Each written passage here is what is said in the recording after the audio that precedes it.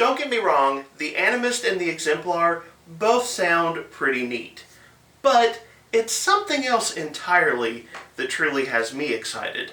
Today, I want to talk about my reactions to the War of the Immortals playtest for Pathfinder 2nd Edition on today's episode of The Local Disaster Tour Guide.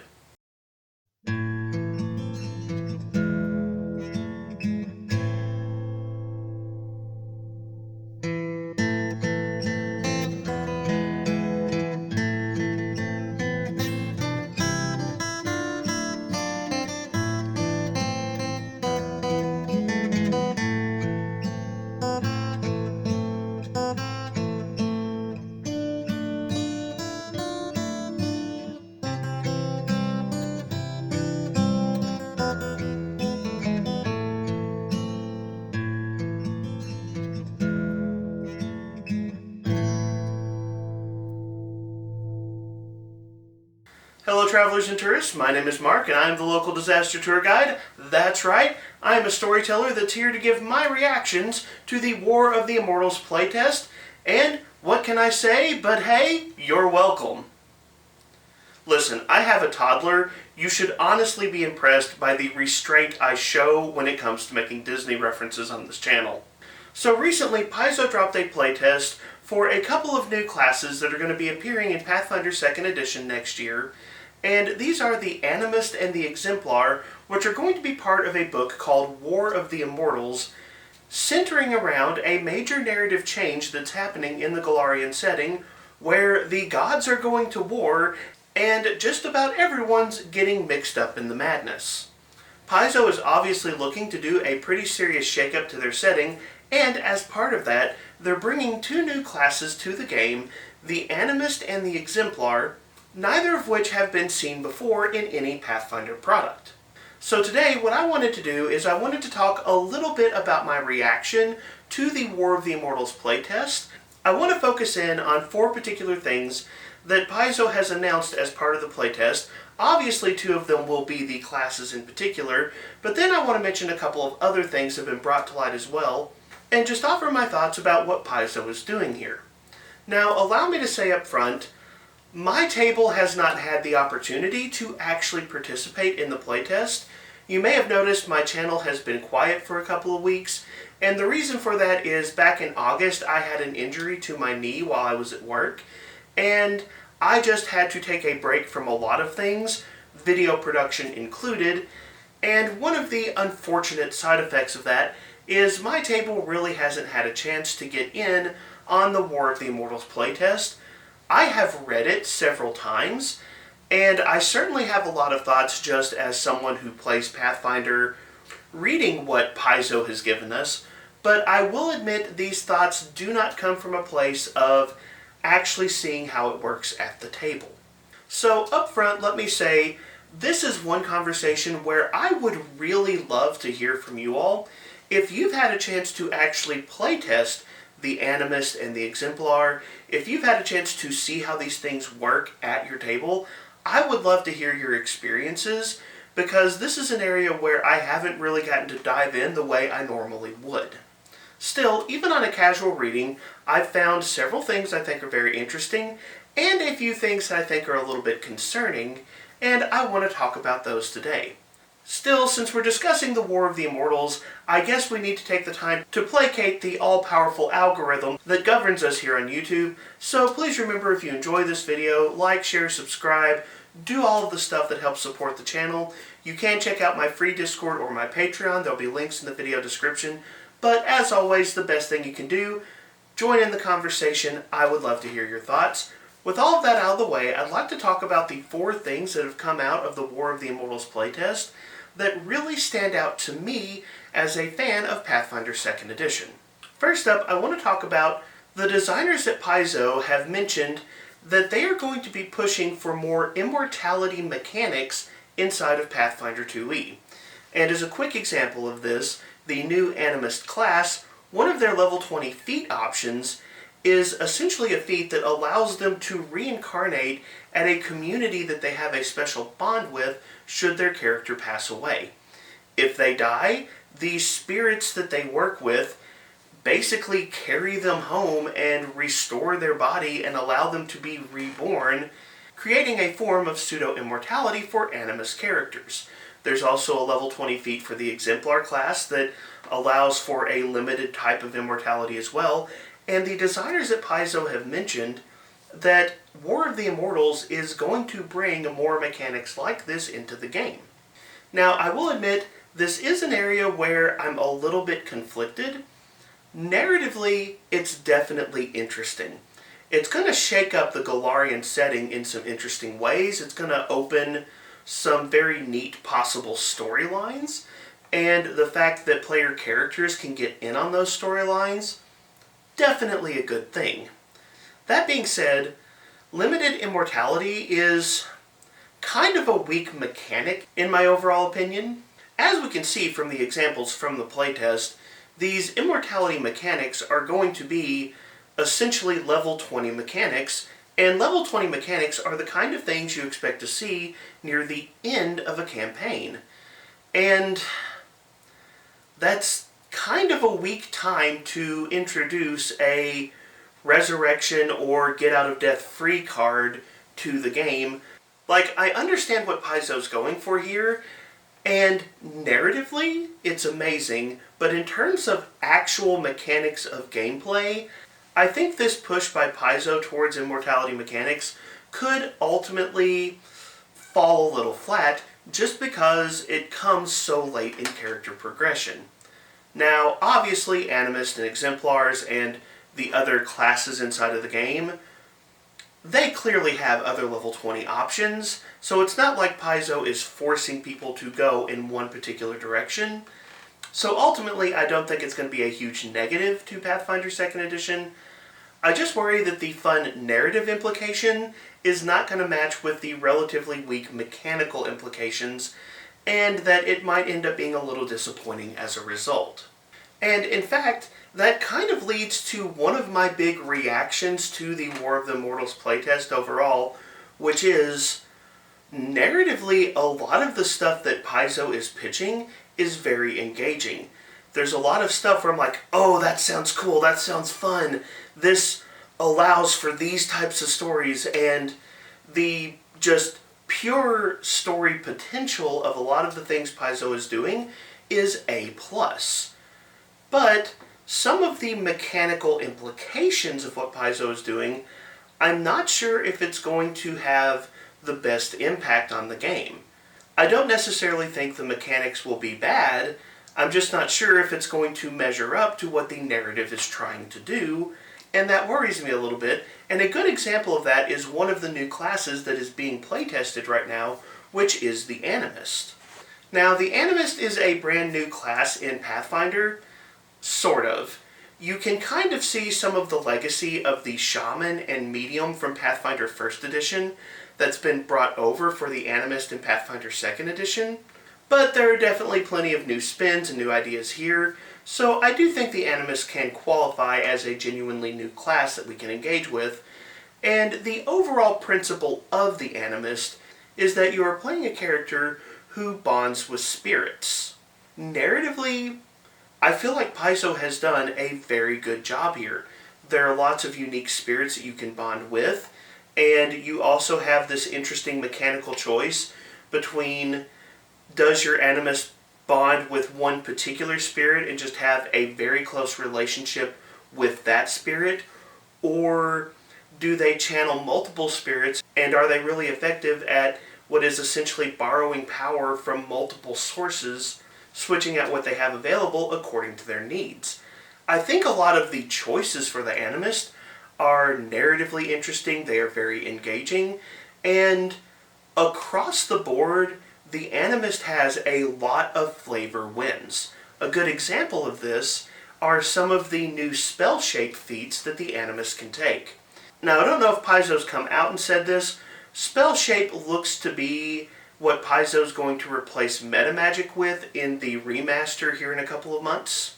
But as an example, there is a second level spell shape feat for the Animist called Grasping Spirit Spell, where once every 10 minutes you can send out your spirits and try to have them yank a creature closer to you so that you can then blast them with a spell.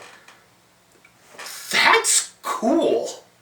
Like, honestly, that might be the most flavorful and interesting low-level meta magic or spell shape option in all of Pathfinder 2e right now. It is an absolute flavor win. However, when I look at the Animist from a distance, I have some concerns about the class, in part because, well, I hate to say it, but the Oracle might be easier to play. Okay, so the Animist, one of the big features of the class is that they have prepared spell slots and spontaneous spell slots, which are tied to their spirits, and then they also have their vessel or focus spells, meaning that the three major categories of spellcasting in Pathfinder 2e are all present in a single class, and one of those aspects, the spontaneous spells tied to spirits, especially if you're the channeler animist, that could get very fluid very quickly, and when I look at that as a whole, I'm like, the Oracle sounds a little bit simpler to play. And I think that's a very valid comparison here, because the Oracle is one of those classes where a lot of people would agree that the narrative weight of the class is really good, but the mechanical complexity of the class holds it back and makes it something that a lot of people are unwilling to engage with. I worry about the Animist that it's going to sound really interesting, but that a lot of people are going to pass it over because there's just too much unnecessary complexity in the spellcasting. And there's a real tension here because in terms of the flavor of the class, they do a good job of explaining why the class handles spellcasting the way it does. So I don't know how to fix that issue if it is an issue. And this is an area where I would really love to hear if you've actually playtested the Animist at your table. Do you find it to be too complex? Do you find it to be too much to handle? Or is it easier than it looks? I would hate to see such a flavorful class fall to the wayside because the barrier to entry is just too high. Now, the other class that's being playtested is the Exemplar, which again is a huge flavor win, and in this particular case, it is a martial class that is based around the idea that you have somehow obtained a divine spark that you can use to empower different icons that can then lead to all kinds of superheroic accomplishments as a result of your neat powers. And the mythological flavor of this class is just bursting at the seams. You have a body icon, a weapon icon, and a worn icon, and you can transfer power between the three to do all sorts of interesting things, and then as you level up, your very name begins to carry divine power as your story becomes more and more legendary. I cannot stress how much the flavor wins of this class are just off the charts. And a good example of this is the class feat Only the Worthy, where you can make your weapon icon, and I think maybe your worn icon, I'll have to look that up, but you make your weapon icon so heavy that only the worthy can pick it up, and you can essentially set it on someone to pin them in place. Paizo is clearly having fun with a lot of the mythological inspirations for this class, and I am here for it.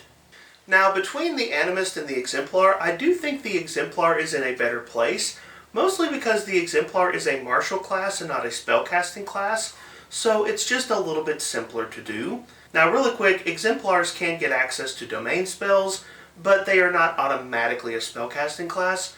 For the most part, they focus around martial concepts. However, I do have one concern with the Exemplar, in that it feels like a class that is very front-loaded.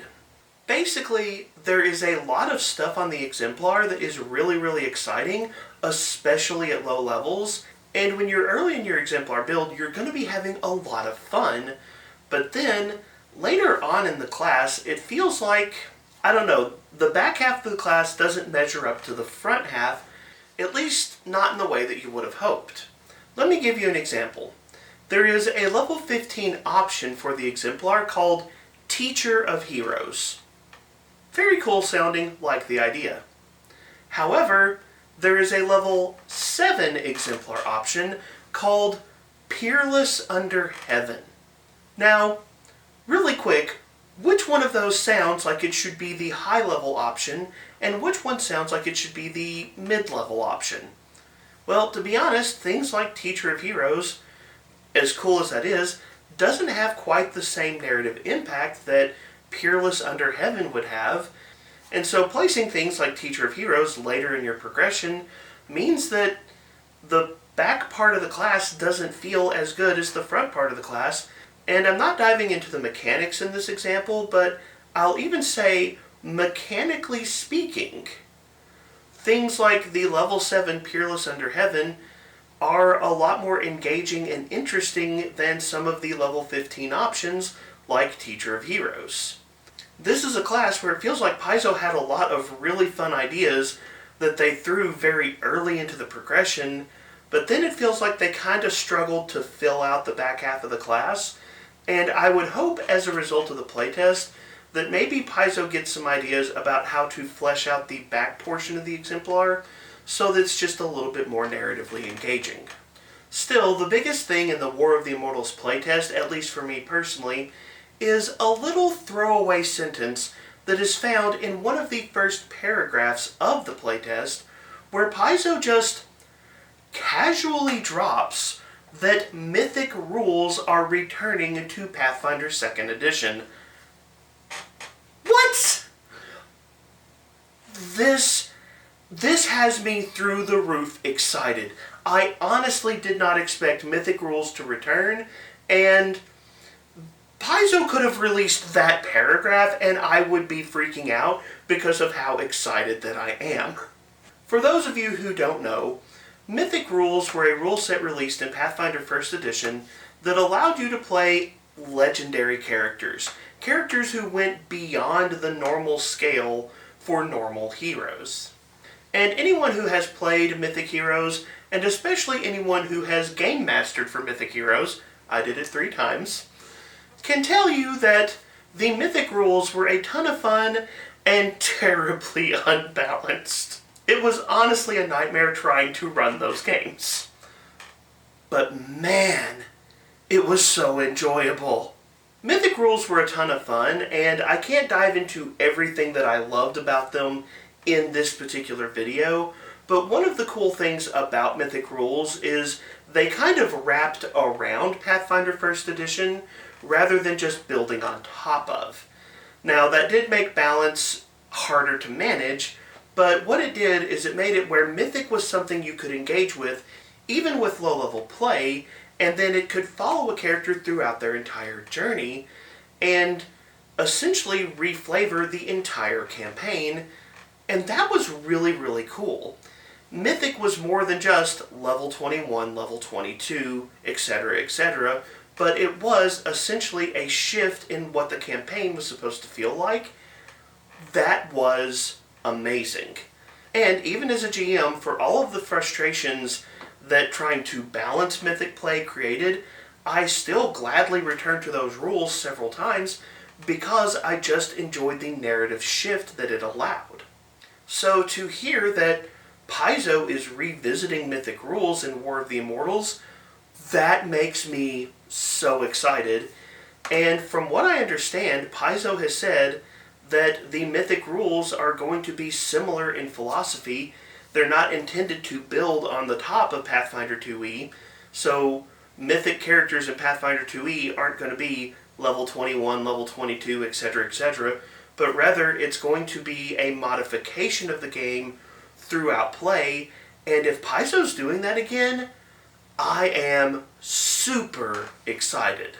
Now, to be fair, the previous version of Mythic, balance was a problem. And I would definitely hope if Paizo is going to bring Mythic Rules into Pathfinder 2nd Edition, that they take the time to give Game Masters the tools to manage that balance a lot better than they did in 1st Edition. I think that is a very fair concern to have, but if Paizo is going to revisit this narrative idea, and if Paizo is going to use Mythic Rules again, I am super excited because honestly, It's not something I expected for 2nd edition, and the fact that Paizo is planning to do this is just so cool. Honestly, Paizo, why did you give us 2 playtest classes? I want the Mythic Rules. I want to play with those now. But in any case, that's just my quick reaction to the War of the Immortals playtest and some of the things that I've seen and heard from Paizo around this playtest. As I mentioned, I haven't had the opportunity to actually try either of these 2 new classes out at my table, so I am very interested to hear from you what your experiences have been with these classes and what your thoughts and observations about these classes might be. So, let me turn the conversation over to you. What are your thoughts about the War of the Immortals playtest, and what has you excited or concerned about some of the directions that Paizo is going with this product? Be sure to jump down to the comments section and let me know your thoughts and ideas. And don't forget all the other YouTube stuff, like, share, and subscribe. Check out Discord and Patreon, links are in the video description. But, as always, thank you so much for being here. Thank you so much for being part of the conversation. Have a wonderful day.